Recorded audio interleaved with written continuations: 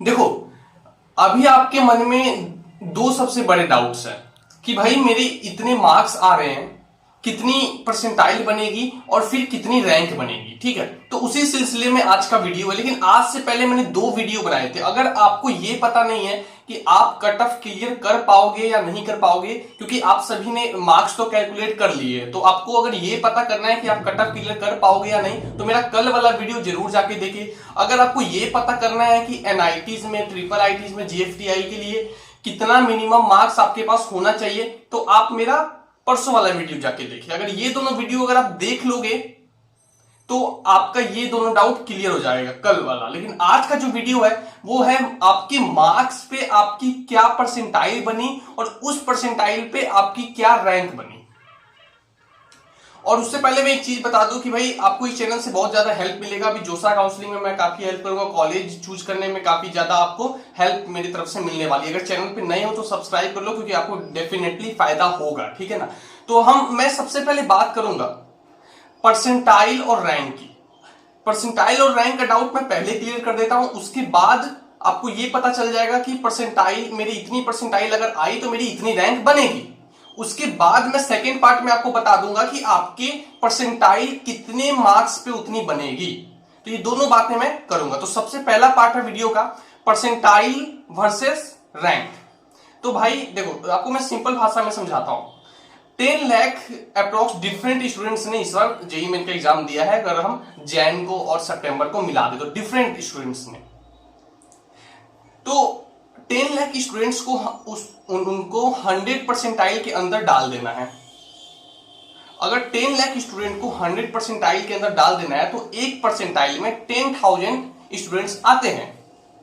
Mathematics है, एक percentile में 10,000 स्टूडेंट आते हैं। तो इस हिसाब से अगर किसी की 95 परसेंटाइल बनी तो उसके आगे 5 परसेंटाइल है, यानी उसकी रैंक हो जाएगी 5 इंटू 10,000 यानी 50,000। लेकिन एक्चुअल में ऐसा होता है नहीं, वो अभी मैं बताऊंगा। लेकिन पहले आप इस सिंपल चीज को समझे। अगर मैं आपसे पूछूं कि भाई अगर 93 परसेंटाइल है किसी की तो क्या रैंक बनेगी, तो 7 इंटू 10 70,000 के करीब। अगर मैं पूछूं कि भाई 85 परसेंटाइल है क्या रैंक बनेगी, तो 15 उसके मतलब 100 माइनस 85 15 इंटू 10,000 तो भाई 1.5 लाख के करीब रैंक बनेगी। ये क्लियर है। लेकिन एग्जैक्टली ऐसा होता नहीं है। वो इसलिए नहीं होता है, वो मैं आपको बता देता हूं। देखो, मान लो कि आपने जैन में पेपर दिया, 95 परसेंटाइल आपके आ जाते हैं, यानी कि 5 परसेंटाइल बच्चे आपसे आगे, यानी 50,000 बच्चे के करीब आपसे आगे हैं। लेकिन जब आप अप्रैल का पेपर दिए तो भी आपकी 95 ही परसेंटाइल आती है। ठीक है, और इस बार भी आपसे 50,000 बच्चे आगे हैं। तो दोनों बार आपसे 50,000 बच्चे आगे हैं। लेकिन इस बार जो 50,000 बच्चे आगे हैं वो पिछले बार वाले कॉमन नहीं है, उनमें से लगभग 7 से 8,000 बच्चे डिफरेंट है, जो उस बार तो पीछे थे आपसे लेकिन इस बार आगे हो गए। यानी कि वो 50,000 जो पहले से आपसे आगे थे और इस बार नए 6,000, यानी 6,000 उसमें से पीछे चले गए और 6,000 नए आगे आ गए आपसे, यानी टोटल 56,000 हो गया। उसी कारण से ये रूल पूरी तरह से वैलिड नहीं है कि हम 10,000 से मल्टीप्लाई कर दे। तो एग्जैक्टली आपको ये करना चाहिए, आप तो एक तो 10,000 से मल्टीप्लाई करो, उसके बाद 10.5 से मल्टीप्लाई भी कर दो, और इस दोनों के बीच में आपकी रैंक आएगी। या 11,000 से मल्टीप्लाई कर दो। एक परसेंटाइल इज इक्वल टू, जो मैंने बोला है 10,000, तो उसमें एक परसेंटाइल इज इक्वल टू आप 11,000 ले लो, क्योंकि ऐसा होता है कि कुछ अनकॉमन बच्चे आपसे आगे हो गए तो उनको भी तो ऐड करना होगा ना।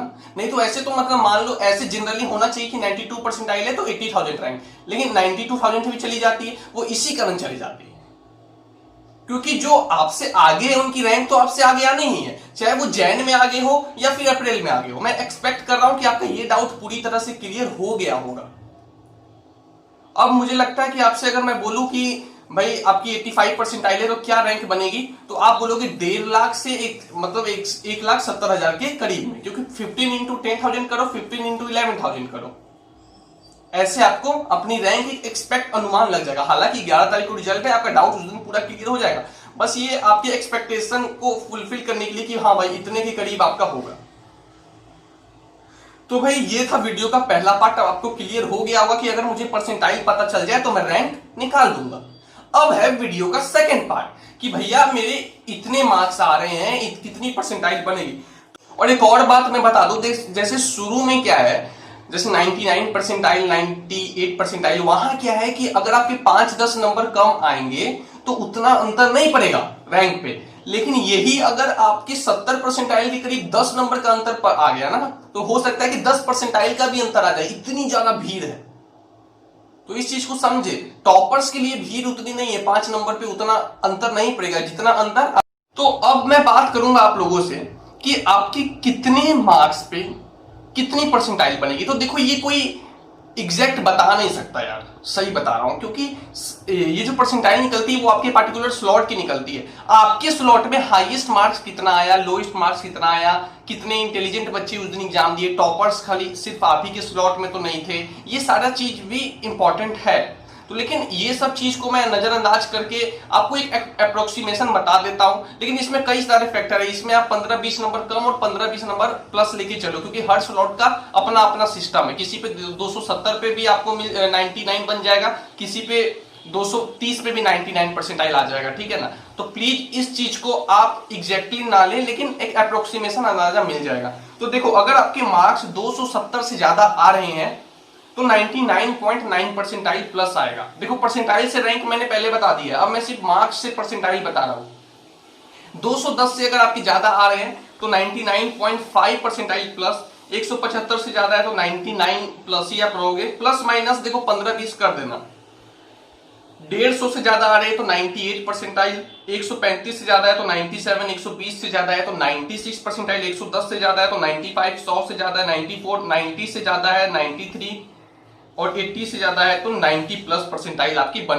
तो मैंने 80 नंबर तक बता दिए कि अगर 80 से ज्यादा है आपकी तो 90 के आसपास आपकी परसेंटाइल बन जाएगी। तो यहां तक देखो कहीं ना कहीं कॉलेज मिलने की प्रोबेबिलिटी रहती है, ओबीसी एससी एसटी तक, लेकिन ओबीसी तक मतलब एससी एसटी को तो और पीछे तक भी मिलेगी। तो इतना मैंने आप लोग को बता दिया है। और अगर वीडियो पसंद आया हो तो प्लीज लाइक करिए, चैनल को सब्सक्राइब करिए, मैं आप लोगों के लिए इस टाइप की वीडियोस और भी लाऊंगा। So thank you and all the very best.